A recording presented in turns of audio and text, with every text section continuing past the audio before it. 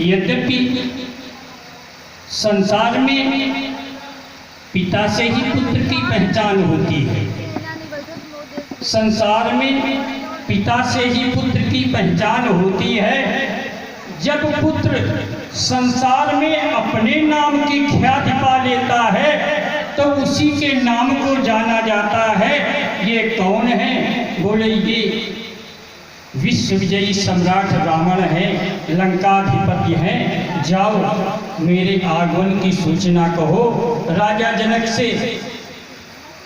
जैसे महाराज के जीवन की जय जयकार हो। महाराज दृष्टिपात करता हूँ, देखता हूँ अतिथियों की कड़ी में एक सशक्त लड़ी का आगमन हुआ है मिथिलामंज महोत्सव में। पौलुस्त बलभूषण विश्वसरा के पुत्र, लंका के सम्राट, कंचन नगरी के नरेश, या यूं कह दूं सोने की लंका में निवास करने वाले श्री रावण जी का टीकाकरण हुआ है। आपसे मिलने की जिज्ञासा रखी है। क्या श्री रावण जी का आगमन हो गया? प्रतहरी जान परत नहीं अब कुशल कहा रची भगवान, क्योंकि आज सभा में वीर अति बलवान कौन नहीं जानता। भुजा बल से प्रकंपित हो से भुजबीस कहते हैं, और दिशा दस से दहल जाए उसे 10 शीश।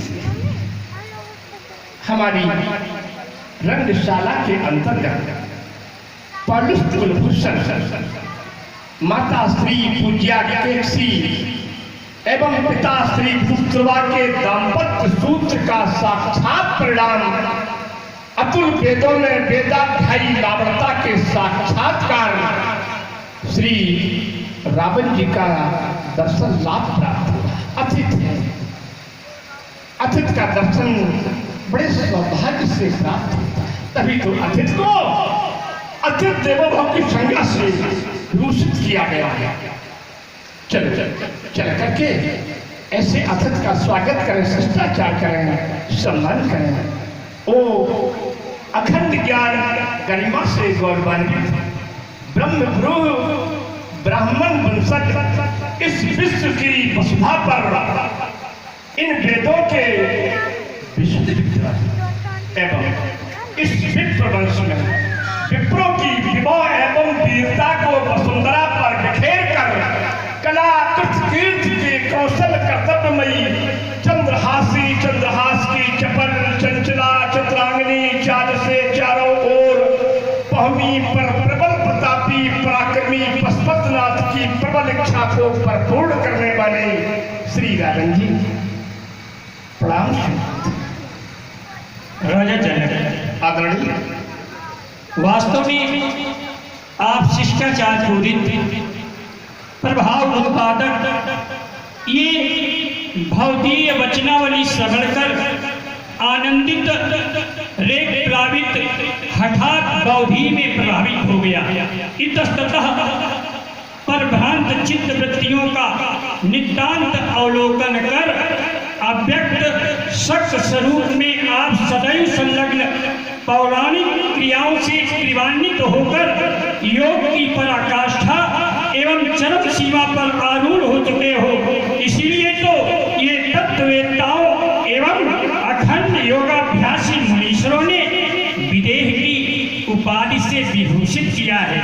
राजा जनक आदरणीय, तुम्हारा तो राज दरबार ऐसा है कि यहाँ तो जाने कितने विद्वान, जाने कितने मनीषी आपके यहाँ आकर के सत्संग करते हैं। अभी आपने हमसे कहा अखंड ज्ञान, अखंड ज्ञानी कह करके हमें संबोधित किया। मैं आश्चर्य में पड़ गया, क्या मैं वास्तव में अखंड ज्ञानी हूँ? और जब सहसा दृष्टि आप पर गई तो मैंने पाया जासु ज्ञान रवि भवन निशिनासा। अरे आप के पास ही वो अखंड ज्ञान है जिसके कारण से संसार का व्यक्ति आपको ये जानता है कि राजा जनक ज्ञानी है, राजा जनक को ज्ञान प्राप्त है। और हाँ, आप ऐसे मिथिला के शासक हैं जिस मिथिला के शासक की प्रजा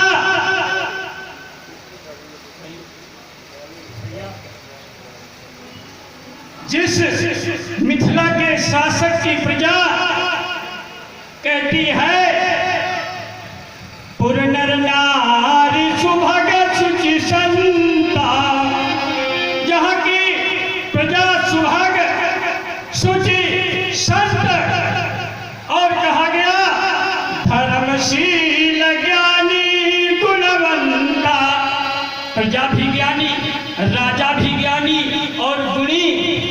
एक बात बताओ राजा, संसार में कोई ऐसा नृपति नहीं है जिसके यहाँ की प्रजा आप जैसी हो। आपके यहाँ ऐसी कौन सी विशेषता है जो प्रजा ऐसी है? संसार में कोई ऐसा स्थान नहीं है। और आपकी प्रजा शुचि है, संत है, सुभग है, गुणी है। इसके मूल में क्या है? आदरणीय श्री राम जी, जिस जिज्ञासा को आप प्रकट कर रहे हैं, हम चाहते हैं वो जिज्ञासा आपकी मेरे द्वारा स्पष्ट होकर इसकी हमारे पास समुचित व्यवस्था जी, और हम उस व्यवस्था वैसे एक बात बताएं राजा जनक, अभी तो यहाँ सुख की चर्चा चल रही थी और सुख के प्रकार भी बताए गए थे, और यहाँ तक कि ये बताया गया कि सुख 7 प्रकार के होते हैं। तो वास्तव में जिसके द्वारा ये बताया गया है तो ये सुख संसारी है, संसार के सुख हैं। लेकिन आप तो राजा जनक हैं और ज्ञानी हैं। आपको एक बात बता दें कि केवल संसार में एक ही सुख है जो स्थायी है। वो कौन है? ध्यान से सुने। भक्तितात अनुपम सुख मूला। भक्ति सुख की मूल है। कहा कैसे? मिलई जो संत हो अनुकूला। संत मिले और अनुकूल हो, ये सारे सुख संसारी है। लेकिन जीवन को परमार्थ की ओर ले जाने वाला, जीवन सफल करने वाला केवल एक ही सुख है, वो है भक्ति। जाओ राजा जनक।